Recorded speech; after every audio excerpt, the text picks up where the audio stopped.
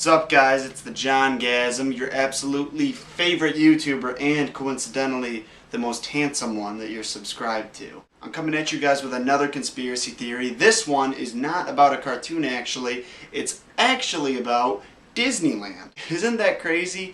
Disneyland. There's actual conspiracy theories about Disneyland. And I'm pretty sure I'm wearing the same shirt that I was in the last video, so if you're a person who gives a shit about that, I'm sorry. And if you're curious about the reason why I have a little bit of a black eye right here, it's not anything exciting, I just ended up running into something. And no, that something was not somebody's fist. You little witty piece of shit. And the conspiracy theory I'm going to share with you today is about something that has always terrified me since I was a little kid, and that's why I want to talk about it. So I'm sorry if you're disappointed it's not a cartoon conspiracy. It's actually still pretty entertaining. Apparently, the theory is that when you go on the Haunted Mansion ride in Disneyland or Disney World, you die. No, obviously this doesn't mean literally in real life you die. It's the character that you play while you're on the ride that dies. As you're waiting in line to go into the Haunted Mansion, there's gravestones all over the place in the yard. And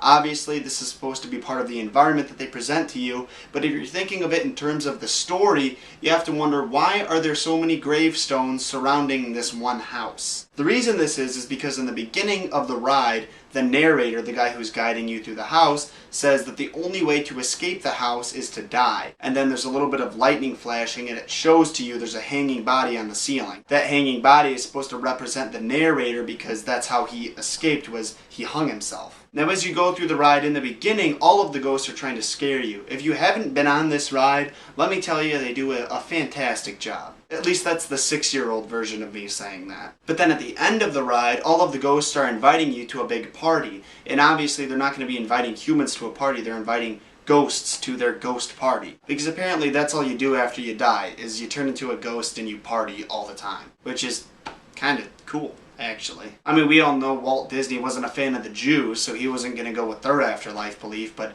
he seems to have kind of stretched it a bit. So anyway, yeah, at the end of the ride, all the ghosts are inviting you to a party, so you would have to assume that you're probably a ghost at the end. Also, apparently there's a part in the ride where your chair that you're riding in turns backwards. While you're backwards, your chair starts to descend a bit off of a balcony. This is supposed to represent your character hurling himself off a balcony and falling backwards, which is why when you're descending on the ride, you're facing up. Then you see the only human character in the entire ride, who is a groundskeeper, look over the balcony and look terrified of you. The two reasons why he's supposed to be terrified is 1, because he just saw you kill yourself, or 2, because he sees your ghost spirit rise out of your body.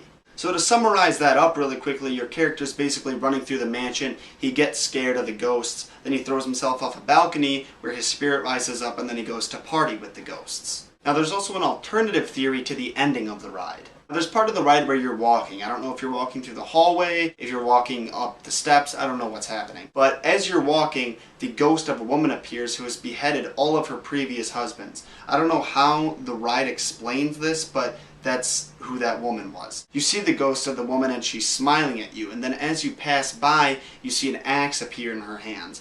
Apparently what's supposed to happen is, as you walk by, she also cuts your head off, and the scene where you're off the balcony and you're looking up at the groundskeeper is you waking up in the graveyard as a spirit. Either that or she throws your corpse over the balcony. And that's basically the entire theory. No matter what side you believe, you're dead either way. I know you may not quite believe this one because it's a ride and you normally only go on a ride 1 or 2 times, but if you Google this theory, I'm sure you could find some more details about it, or you can watch the footage of the ride if you're able to find it and see for yourself. I hope you guys like this theory. I know I did. I feel like now I didn't present it as well as I could have, but it's kind of a hard theory, and the way that it's written when I read it was very out of order and unorganized. Like I said, I really hope you guys enjoyed this one. It was one that I was excited to do because it wasn't just another cartoon conspiracy theory, which I will be doing more of, don't worry. And if you want to leave a recommendation for the next conspiracy theory, because I do take those into account, trust me,